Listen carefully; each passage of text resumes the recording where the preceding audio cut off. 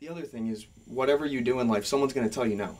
Oh, yeah. So it's, it doesn't matter if it's the right or wrong decision. There's going to be one person that tells you it's right, one person that tells you it's wrong. Mm-hmm. So whenever you make that decision, it's based off of whatever you want to do. But I believe the great is still yet to come. I won't stop fighting, man, until I'm done. I'll start with our new guest here. David, is there an area in your life that, like, someone said you can't do, or no, or what a joke that you did that you think made a difference in your life? Yeah, there was a couple that came to mind when I was thinking about this. Real quick, going back to what you were saying though, you choose what you want to do and you do it the way you want to do it, and you live with those consequences, good or bad. Yeah, but for sure. The regret of not doing it is much worse than any of the negatives of you doing that thing. Yeah. But so that just made me think of that. But yeah. Going back to one of the things that this made me think of, this topic of people being kind of pessimistic, was in high school. I actually played lacrosse for years, and during middle school and going into high school, golf and lacrosse the same season. So I kind of had to make a choice, and at the time my friend group were all the lacrosse bros, and they were all trying to get me to go there and push you one way. Yeah, exactly. And golf is no fun. What are you gonna do there? I ended up going the path of more resistance, and kind of it was a struggle, and I got a lot of crap for it. But when it comes down to it, was my decision, and I chose to make that decision and live with it. And I'm so happy I did. Right. You played college golf. You're going to start teaching golf. Yeah. I mean, and you don't know. The team captain, yeah. And there's so many kids. Oh, you got a better chance getting a scholarship or playing college lacrosse than golf. And even as a young kid, I went, where's my passion at? What do I really see myself pursuing and enjoying? So I kind of took that leap of faith and paid off. No, I love that. It's true. Yeah, because I told my own daughter, like, she's got a good little golf swing. Like it's got a ways to go, but she hits the golf ball well for someone who hits the golf ball as infrequently as she does. And the inverse of that is women's golf scholarships are easier to achieve than men's golf scholarships are. But I hear water running in the pipes above the studio here. So for our viewing audience, sorry about that.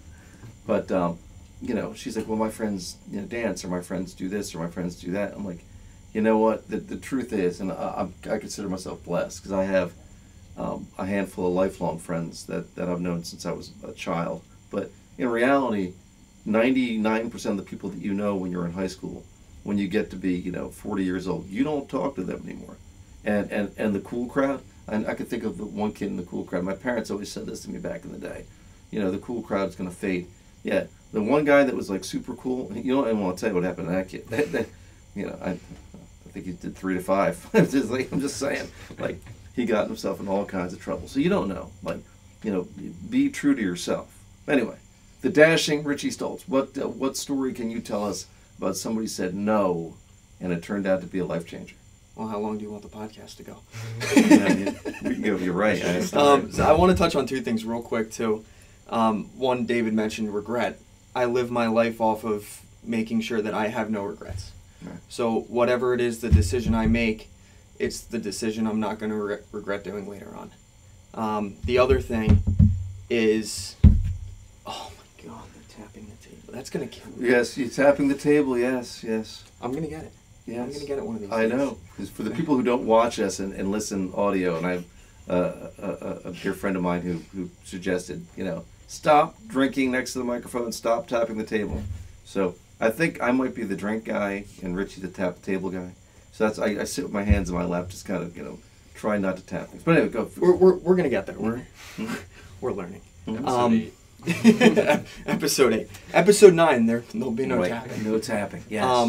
The tap free zone. The other thing is, whatever you do in life, someone's gonna tell you no. Oh, yeah. So it's, it doesn't matter if it's the right or wrong decision. There's going to be one person that tells you it's right, one person that tells you it's wrong. Mm-hmm. So whenever you make that decision, it's based off of whatever you want to do, whatever you feel is right. Yeah. Now my decision was, I almost tapped the table again. Yeah, So, that's what I saw. my decision was moving to North Carolina and turning pro. Mhm. After I played for you, there was a lot of people that, you know, they always, it's impossible, it's tough, those guys are good, this, that, the other. Well, sure, they're good. I know they are. But why can't I be as good as them? Why do you think I can't do it, but they can?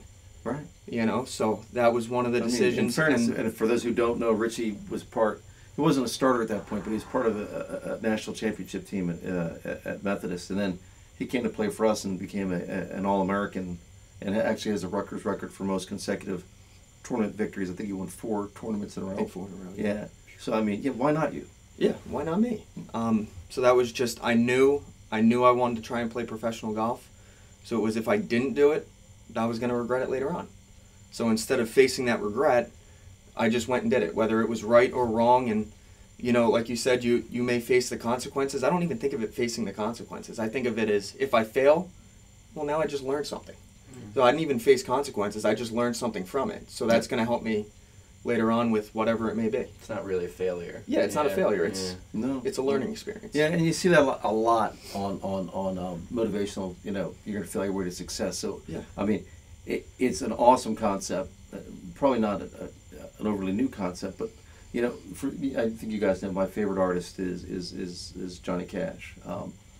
You know, I've read multiple books, movies, and I've followed his career. Obviously, what I love about Johnny Cash is he's well, I don't know if he still is, but he's putting albums out years after he passed away because he's recorded so much stuff that was in archives. And there was actually one album that was released a couple of years back that was like an album. I guess he had a dispute with one of his record labels.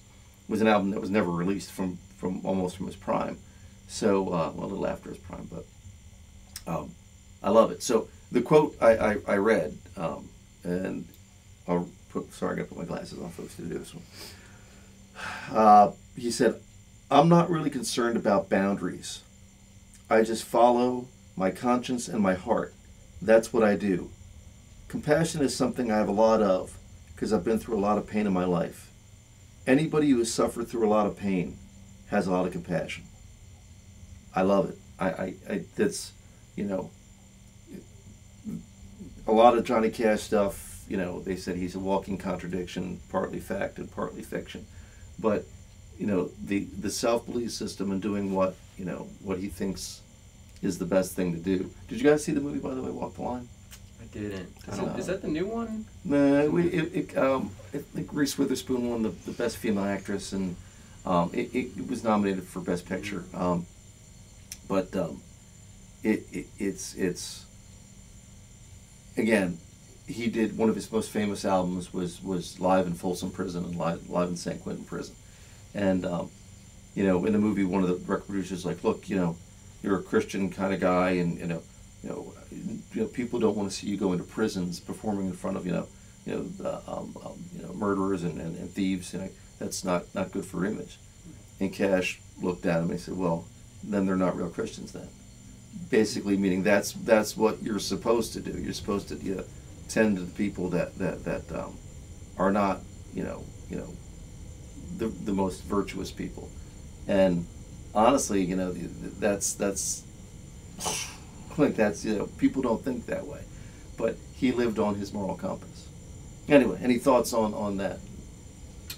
I love the song "Hurt" by Johnny Cash. Yeah, it's my favorite. It was a great song, man. Actually, I try to write some of my songs that way. So I'm actually working on a song right now called "Hold the Rocks" that like has that vibe to it. It's funny, for as positive as I always preach and picture and do. My friend MC would tell you, if you listen to my playlist, you'd probably be depressed. But it's yeah, no, I love that song too. That's actually he didn't write that one. I think Trent Reznor wrote that one. But like after hearing Cash's version of that song, he was like, wow, like, that is now your song. Yeah, and the way that whole thing. There's another song he did. If you're listening, "September When It Comes," because he ended up passing away in September. It was a song he recorded with his daughter. Very, very, very powerful stuff. I gotta try that one. I haven't heard that one. Yeah, give it a go. Governor Stoltz, Dashing Richie Stoltz. Any thoughts on that?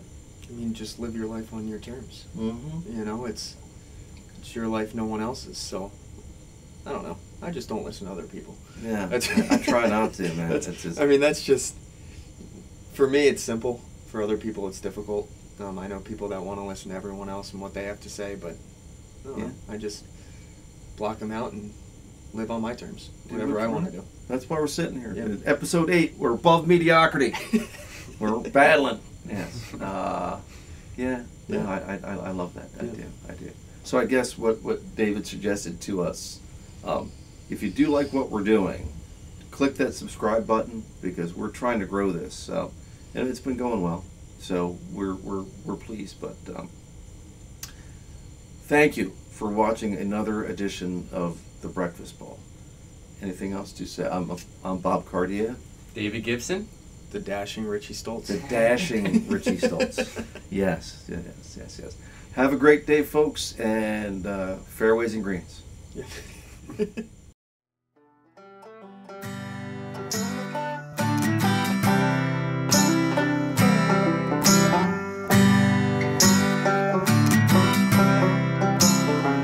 Glass of bourbon hard,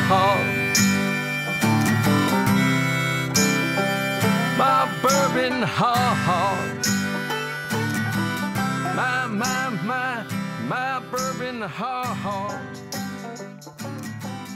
Alcohol, because no great story ever started with "I'll have a salad."